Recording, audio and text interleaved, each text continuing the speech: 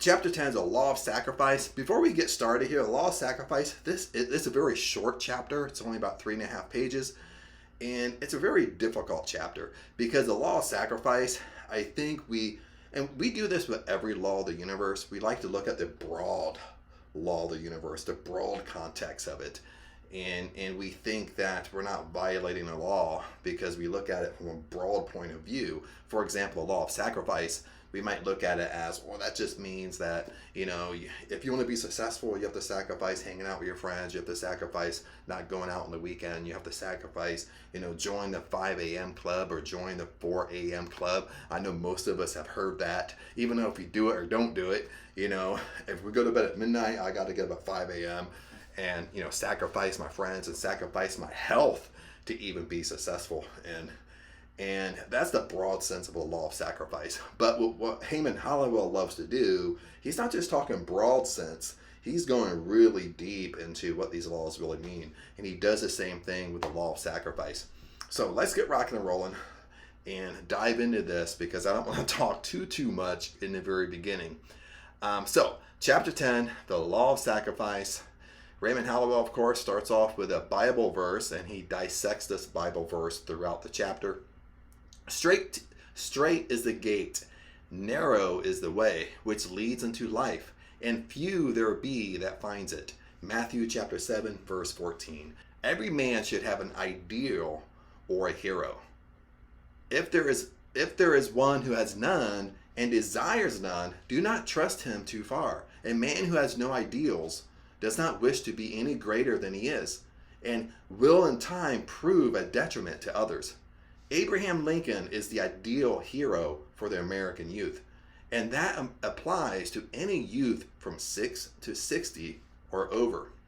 Now, in this chapter, he will go into a great deal of an example about Abraham Lincoln. Now, a couple things here. One, remember that Working with the Law is written in 1967. That's when it was published. So, I don't know how long he worked on a book. I don't know how, all that stuff, like how far it really goes back. I just know it was published in 1967. And so, it's an old school book and he's using Abraham Lincoln as a hero and a kind of a, he was a president of the United States, but back then, he had way more popularity than he does now. And he does have popularity now, but back then he's going to be way more popular than kind of fast forward to 2024.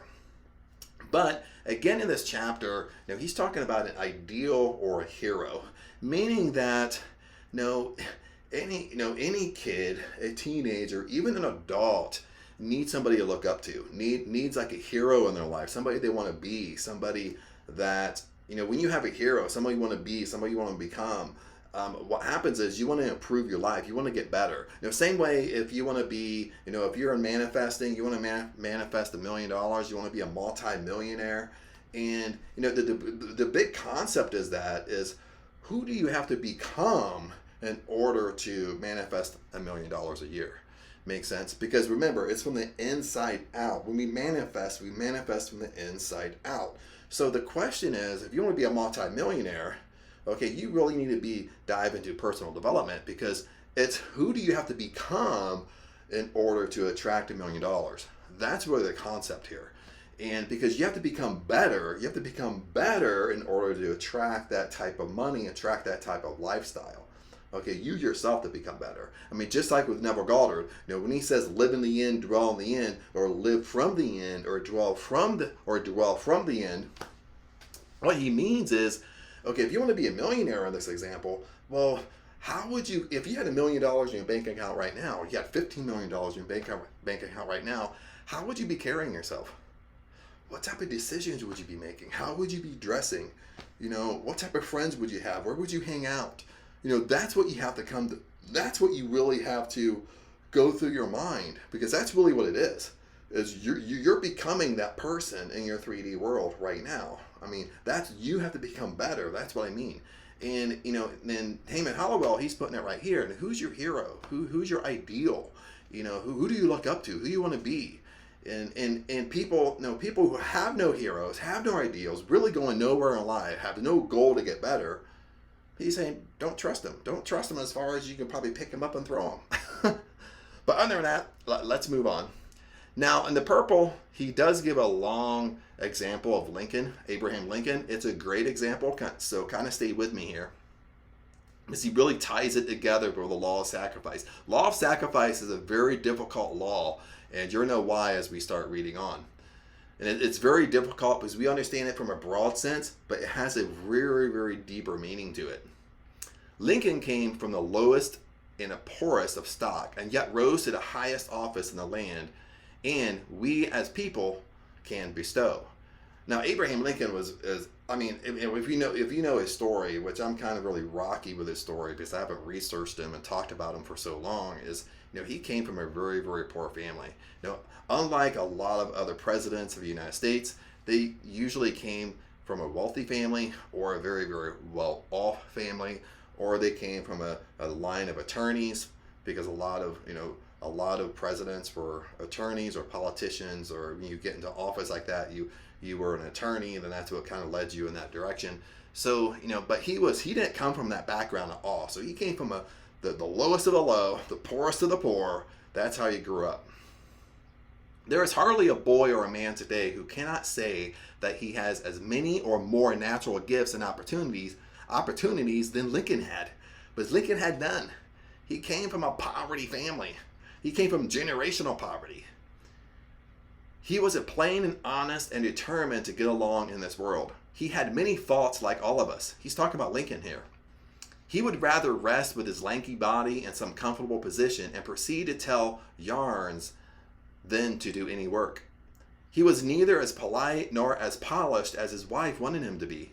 He had but a few dollars in his pocket when he moved into the White House as our president. But money does not make a man. Listen to this.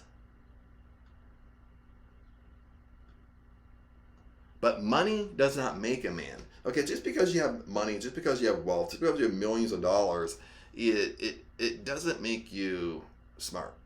Okay, I heard, who said that? I heard an interview recently. I think it was Billy Idol. He was on a podcast, and like a video blog podcast, and somebody was asking him about wealth and money, and he said that, which astonished me. And I think it was an awesome answer to a question where it's like, wealth or money, it doesn't make you smart. It just means you're wealthy.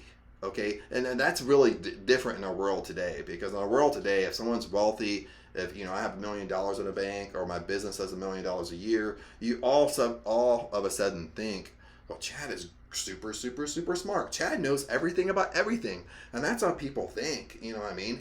And lots of times it's just not true, according to Billy Idol. Just money doesn't make you smart. It just means you got money. Wealth doesn't make you smart. It just means you're wealthy. Polished manners do not make him. Even education does not make a great man whose soul is small. Abe's soul began to grow from the seed of thought that was placed in his mind when yet a small lad by his mother, who made it a point to teach him that she could teach him what she could when she was able. One day, Miss Lincoln became very ill, and knowingly that she was dying, called her family around her bedside, then placing her feeble hand upon little Abe's head, she said to them, "Be good to one another." She said to them, "Be good to one another." She expressed the hope that they live as she had taught them, loving their kindred and worshiping God. She had done her work, and stoop-shouldered, thin-breasted, sad, and at times most miserable, without prospect of better conditions on earth, she passed away. She may have dreamed, but little realized the grand future that lay in store for the ragged, hapless boy who stood at her side. Though Abraham Lincoln, was quite young at her passing, but he never forgot his mother. She taught him a lesson that carried with him through life. She taught him that the beginning of wisdom is not imposed by discipline, but the beginning of wisdom is first the desire for discipline and the love of it, the voluntary choice of it. Thus he learned that discipline is the high road that leads to everything that makes life worth living.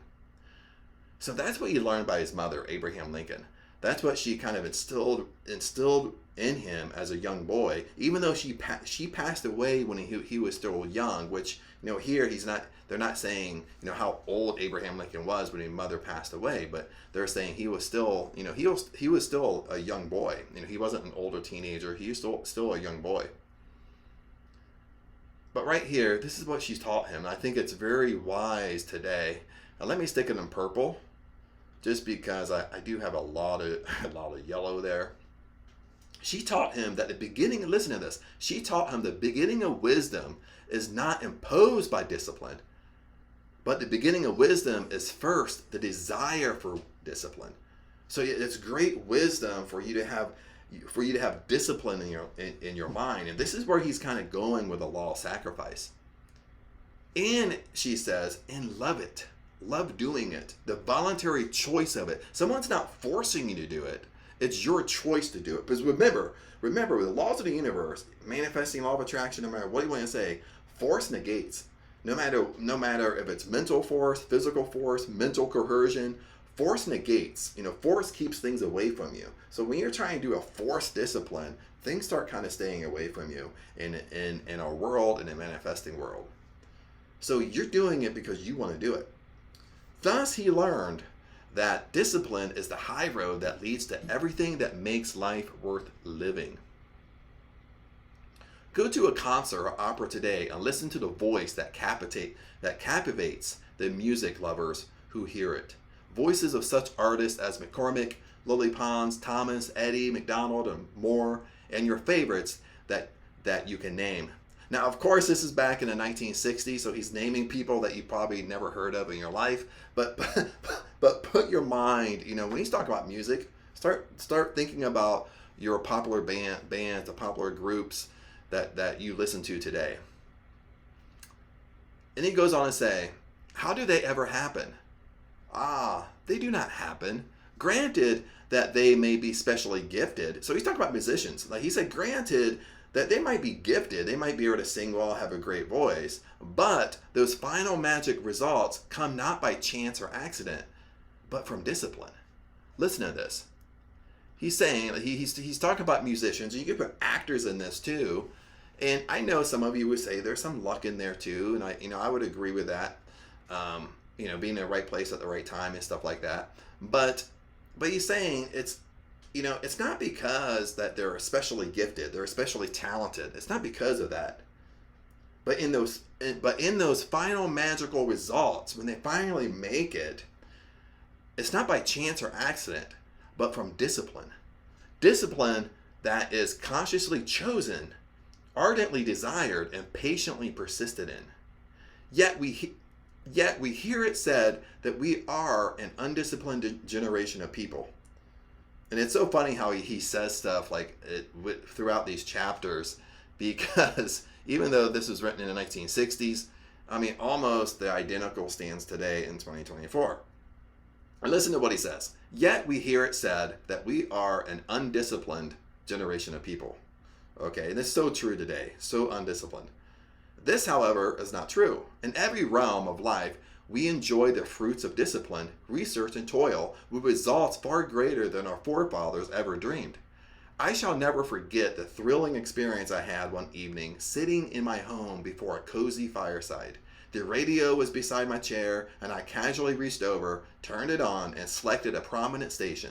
To my keen surprise, I heard a voice calling, "Richard Byrd," in the Arctic regions of the South Pole. I then heard the commander tell all the hazards and difficulties that they had met the day before as they unloaded supplies and hauled them to their new home, Little America, over the slope of broken ice and drifted snow. Had he written a detailed report and sent it by letter, it would have taken months to reach us.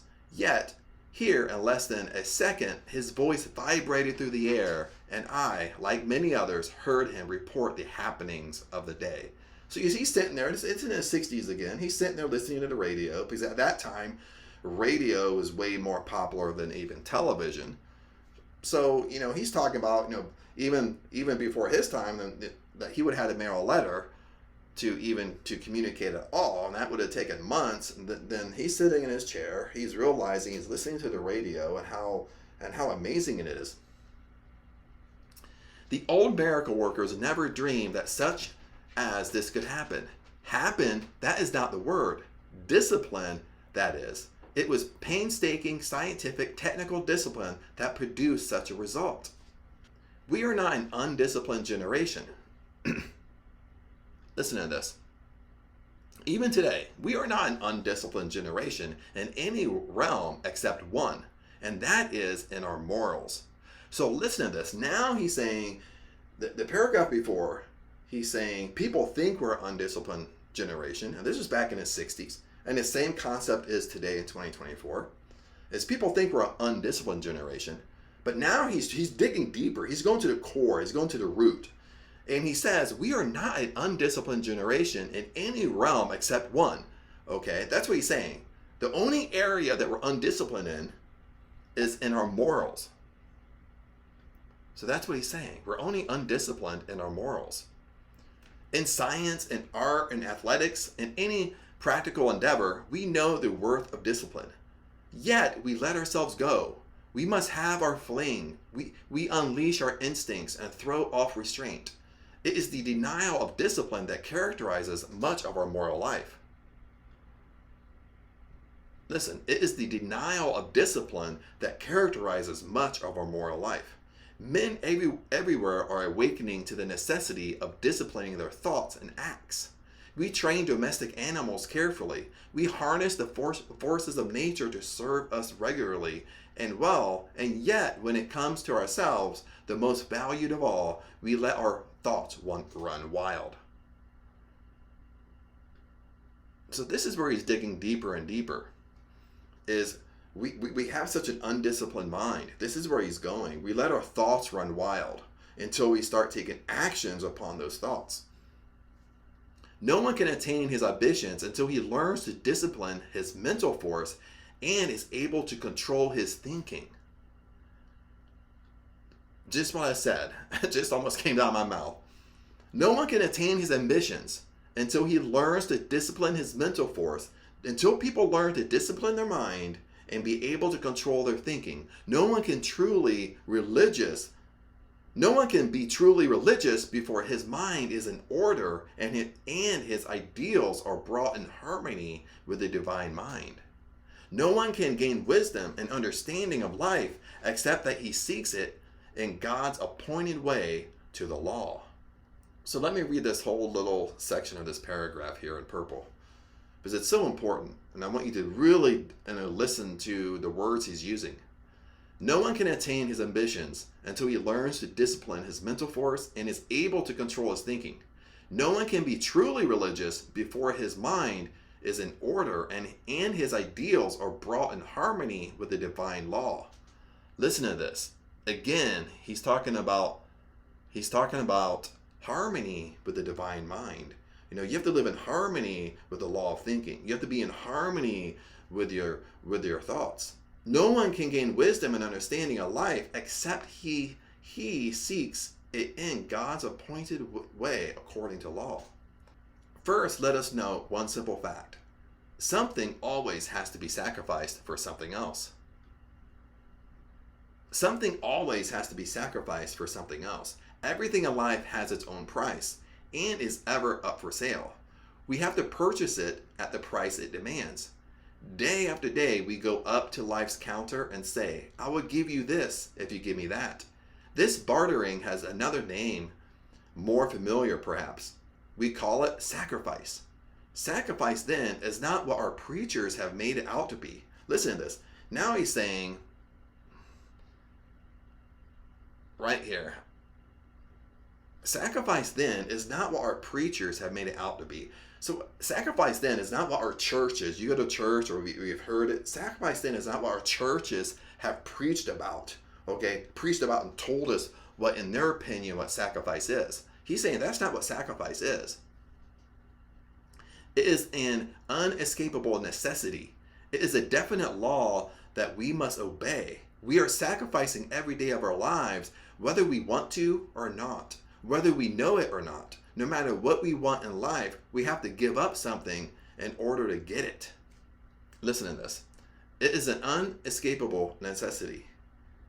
It is a definite law that must be obeyed. We are sacrificing every day of our lives, whether we want to or not, whether we know it or not. No matter what we want of life, we have to give up something in order to get it. From one of the master's saying, the modern mind shrinks back and tries to avoid. Listen to this. From the master's saying, he's talking about Jesus here from the Bible, and he's going back to the quote in the beginning of this chapter. From one of the master's sayings, the modern mind shrinks back and tries to avoid. Straight is the gate, and narrow is the way, which leads unto life, and few there are that finds it. How we dislike to hear such words. We are through with narrowness, we say. We are moral liberal today. We want the broad, open ways. We claim our freedom, and we declare is no need for us to be so narrow. We will not go through the small and narrow way. Yet, there are few statements that Jesus uttered that are more accurate and complete than that one. No man will ever find the richness of life in any realm by loose and casual wandering. Listen to this. This is where he's putting the verse in another way. But the verse is, straight is the gate and narrow is the way, which leads us unto life, and few there are that finds it. Okay, now he's saying the verse in a different way, so for us to really understand. No man will ever find the richness of life in any realm by loose and casual wandering. Always he will have to go down a narrow path and through a straight gate called discipline. Go hear Kressler play his violin and listen to music that is almost divine. Watch the skilled surgeon at his delicate task of repairing a broken body that it may hold its life a little longer for the soul to grow stronger.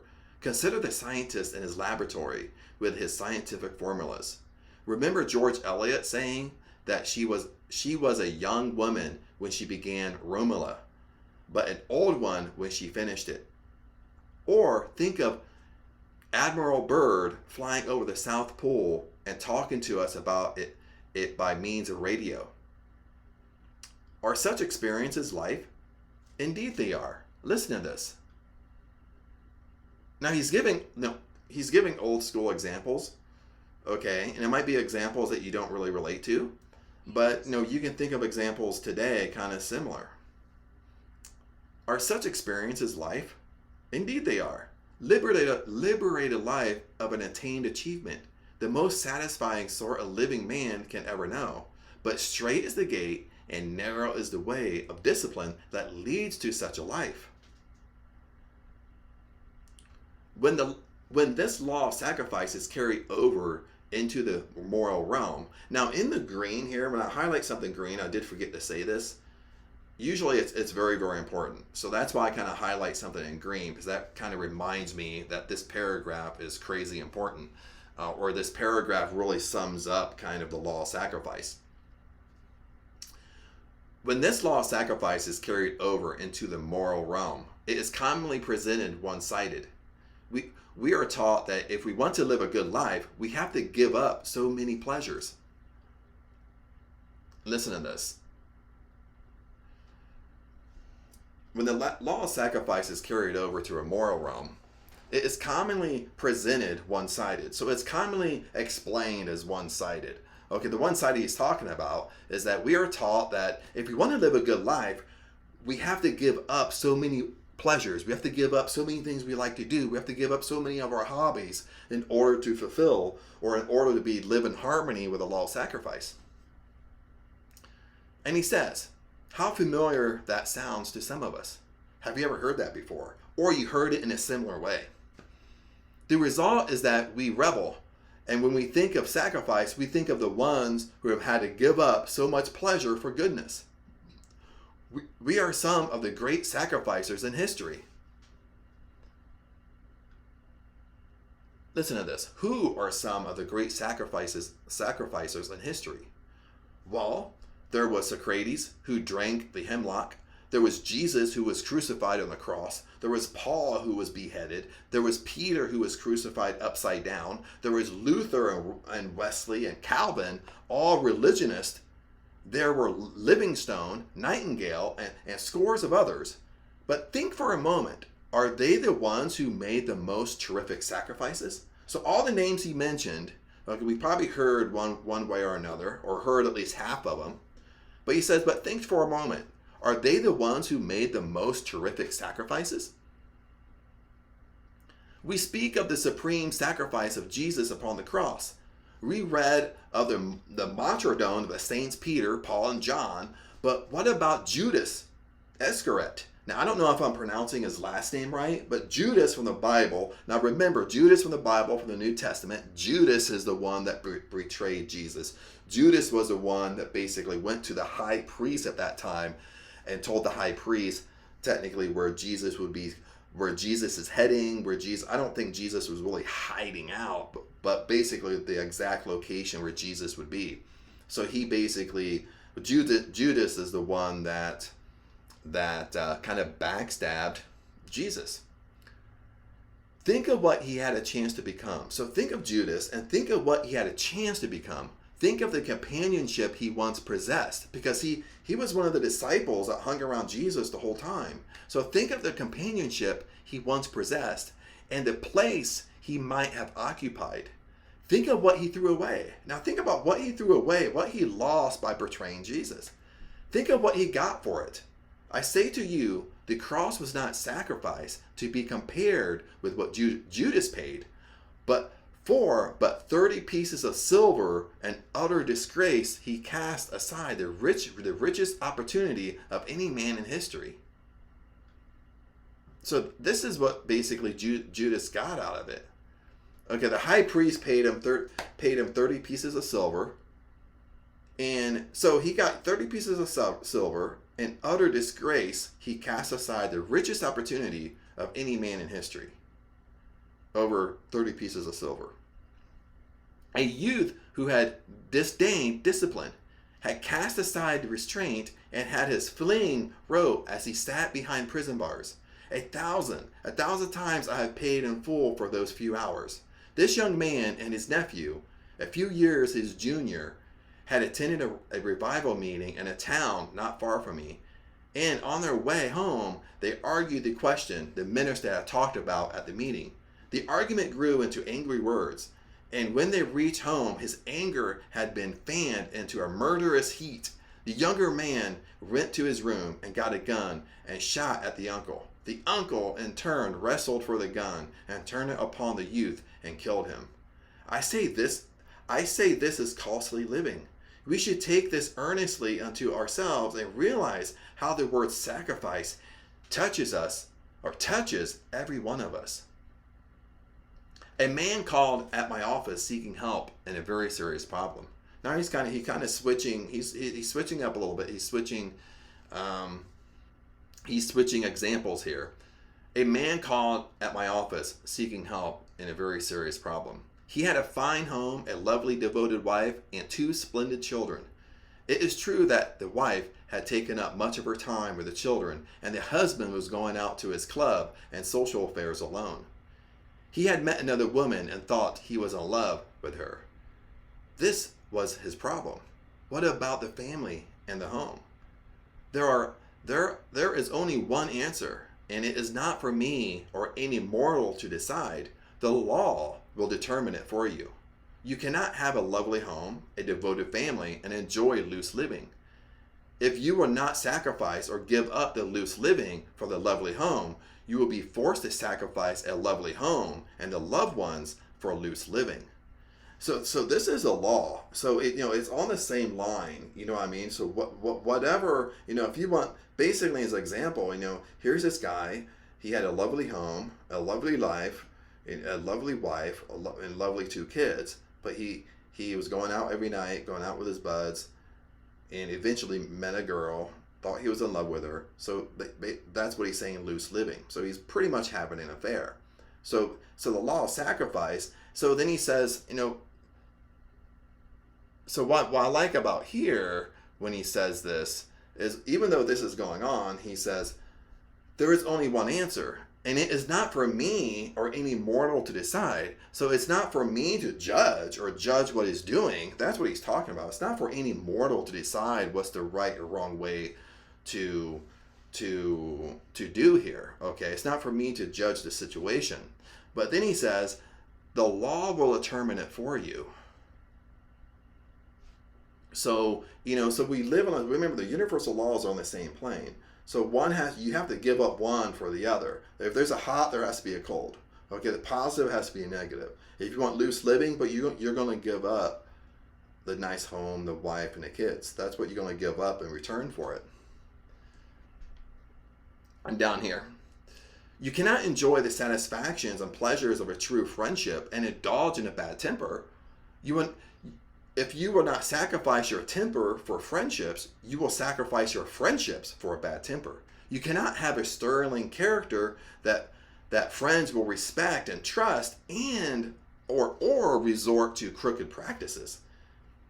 If he will not give up his crooked ways for trustworthiness, he will have to sacrifice his trustworthiness for crooked ways. You may ever be sure of this. No matter how far you may go before the rope gets tight, no matter how wild or how lax you may live, even though you think you are getting away with it and you cannot fool the law. I love when he says this, okay? Because I always say this in a lot of my videos, especially when I'm talking about universal law, and especially when we're not talking about, really deep-rooted beliefs, deep or like our secret thoughts, what we're really thinking all day long, not sharing with people. That's what we're manifesting. Is you can't fool God. You can't fool the law. You can fool other people.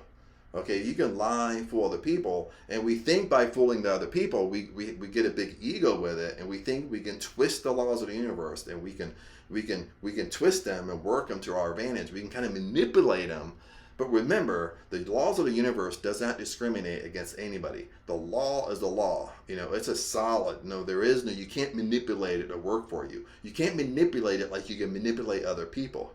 So I love when he says you can't fool the law. You can't fool God. You can't fool the universe.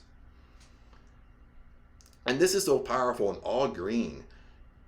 You may ever be sure of this, no matter how far you may go before the rope gets tight, no matter how wild or how lax you may live, even though you think you are getting away with it, and sometimes do, you cannot fool the law. You cannot fool God. Something always has to be paid for something else. Listen to this. Something always has to be paid for something else. All fine living, all success and happiness is like fine art. You must choose the spiritual beauty to be created and desired. Then go the straight and narrow way to gain it. For the beginning of wisdom is first the desire of discipline. Some say then, if you want to enjoy the pleasures of life, this means that your freedom is impossible. This is a question, and it even stands for today. Some say, if you want to enjoy the pleasures of life, I want to have fun, enjoy the pleasures of life, everything I like to do. This means that my freedom is impossible. I'm not free. It means, on the contrary, that you who think this have not found what real freedom is. This reminds me of a drunkard who was giving a stump lecture to the amusement of a few on the subject of freedom. He declared he wanted his freedom and that he had a right to drink all the liquor he wanted, and no government could stop him. He was having his freedom, and yet he was so drunk he did not know what he was saying or doing. Freedom is not living an obsessed, undisciplined life.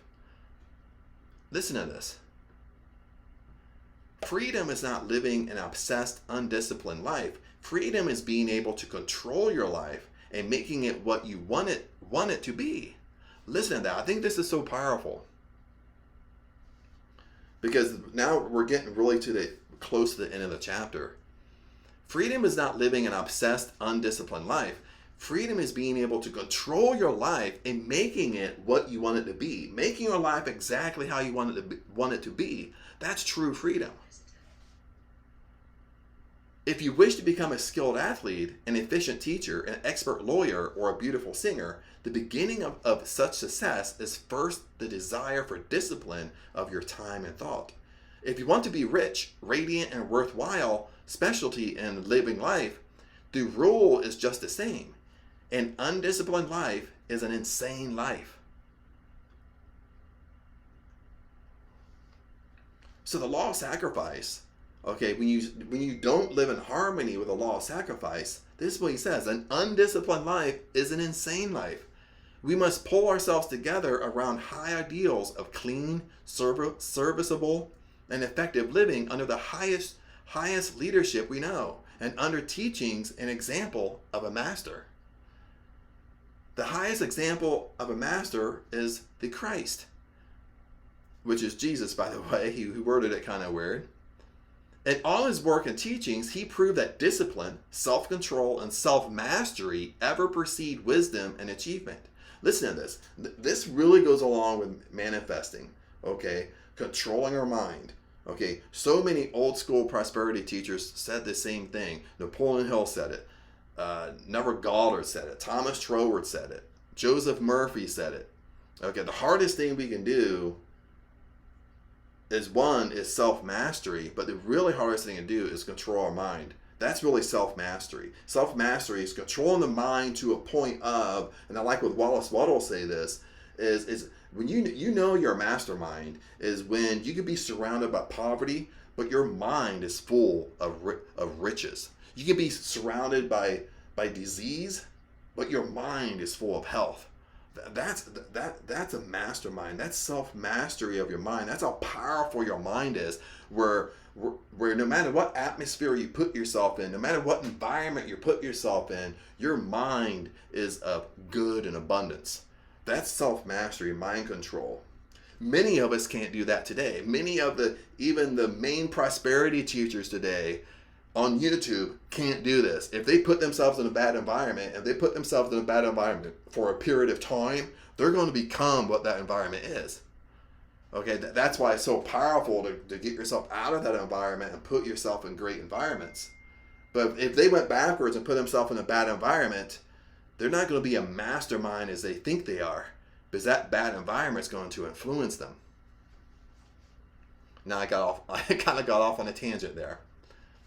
And he continues, I'm right here. Miss Lincoln had taught his words to little Abraham Lincoln. And it was because Abe grew into manhood and sacrificed his life of laziness, looseness, and careless mendingers, well, basically careless actions. I mean, he's using some very, very interesting words. For the straight and narrow way of a disciplined life of principle and honesty and justice that caused him to become a great soul. It was the law of sacrifice working through him that enabled him to become the president and savior of a great nation.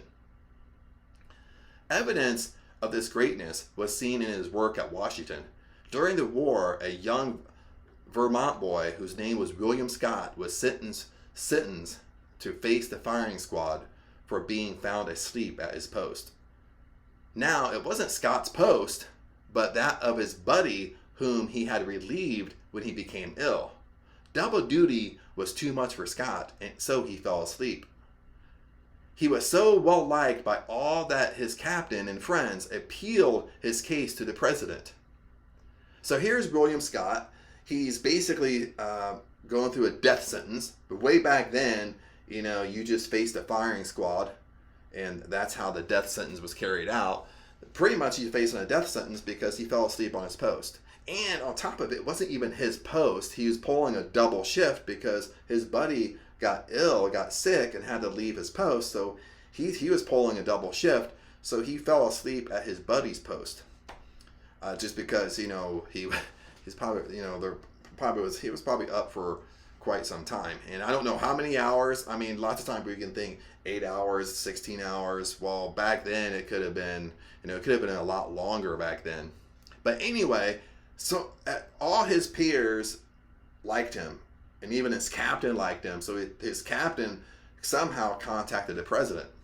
And at the time, it was President Lincoln. So Lincoln decided to go to Chain Bridge and handle the case in person. He went to the camp and talked to Scott. This is what Scott said about Abraham Lincoln. Scott said he was the kindest person he had ever met. He said the president had asked him about his home, the farm, his friends, and lastly, his mother. He said he was glad he could draw a picture of her out of the bosom of his shirt and show it to him. Mr. Lincoln told him how thankful he should be to have a mother, and how he should make her proud, to make her a proud mother, and that he should never cause her another sorrow or tear. Scott thought it was very strange that he did not speak of his fate in the morning. So after talking to the president, after talking to Abraham Lincoln, Scott thought it was very strange. He's like, the president came down to talk to me, and he's really just talking to me about my life. He's talking about how I grew up, my background, talking about my mother, and even since Scott's mother was still alive, Abe was talking like, hey, you should be really grateful that your mother is still alive. But not once through the whole conversation that Abraham Lincoln brought up the death sentence. So Scott thought this was very strange. So Scott thought it was so strange that he should advise not to cause his mother another sorrow or tear when he was about to die. So finally Scott mustered up his courage and asked the president if he would grant one favor, namely that he would not have to face his friends, but that a firing squad be drawn from another company. Mr. Lincoln wheeled about and facing Scott said, "My boy, you are not going to be shot tomorrow. I'm going to trust you and send you back to your friends, as I have been put to considerable trouble to come up from Washington. How are you going to pay the bill?" So now he flips it and he tells Scott. So Scott is still thinking, well, I'm going to face the firing squad tomorrow, but I don't want my friends to do it. I want you to bring in a different group of people I don't know, a different firing squad, to basically do the job. And President Lincoln said, oh, no. You're not going to be shot tomorrow. He's like, I'm going to trust you and I'm going to send you back to your friends. But now he says, no, but now he flips the question to him and he said, well, it's great trouble for me to come down here and talk to you, to travel down here.